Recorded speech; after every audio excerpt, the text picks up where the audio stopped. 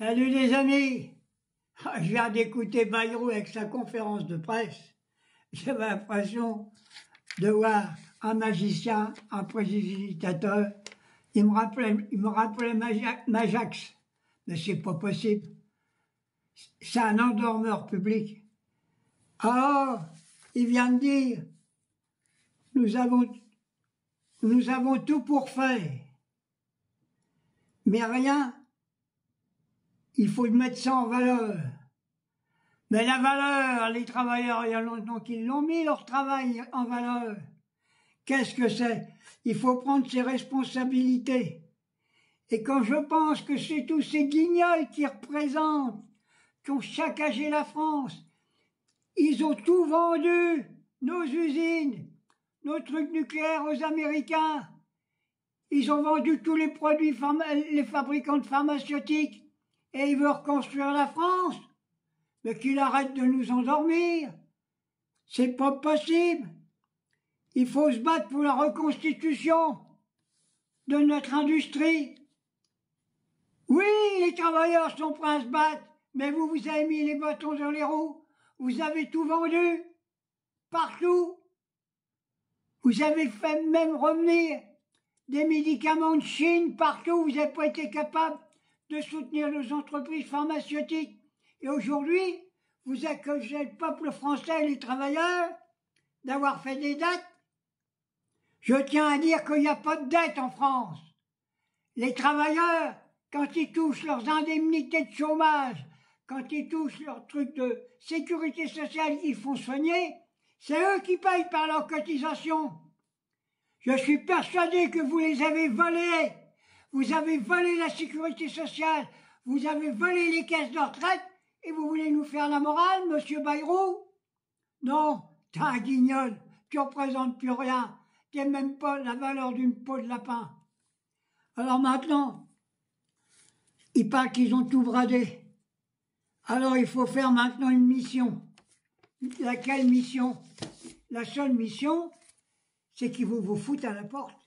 Alors maintenant, vous avez le trou du cul à zéro parce qu'il y a le 10 qui arrive et vous avez commencé à critiquer la France Insoumise, tout ce que vous avez mis sur la tête de Mélenchon.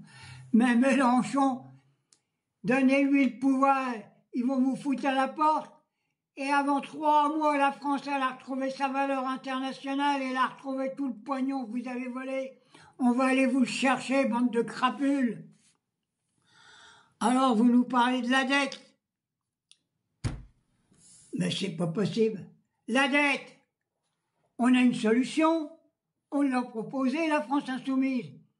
C'est-à-dire que toute la dette doit être rachetée par la communauté, par l'Europe, la mettre dans un coffre. Même si on met 200 ans pour la rembourser, on la remboursera en 200 ans. Mais la dette, il n'en faut pas. Il faut récupérer du pognon pour refaire marcher notre industrie, nos hôpitaux et nos écoles. Alors je l'ai entendu, je vais arrêter parce que je l'ai entendu sur la fin. Alors là, vraiment, ça m'a écœuré. J'ai vraiment envie de vomir sur son costard. C'est pas possible. Il a dit, vous avez vu la dette qu'on va laisser à nos enfants. Moi, je pense à nos enfants, qui dit, il allait presque pleurer cet enfoiré. Il pense à nos enfants. Ah oui, t'as pensé aux enfants de Bétarame? Quand t'étais d'accord qu'on les foute à coups de trick? Quand t'étais d'accord que les curés les violent, tu pensais à nos enfants? Mais t'es un guignol, tu penses à rien du tout, tu penses à ta place. Et tu penses aux enfants de Gaza, qu'on assassine par milliers, et t'oses parler des enfants?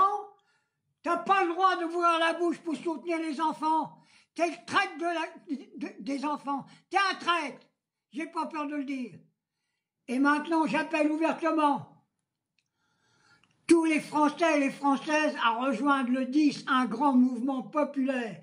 Et la grève générale, et pas la grève d'un jour.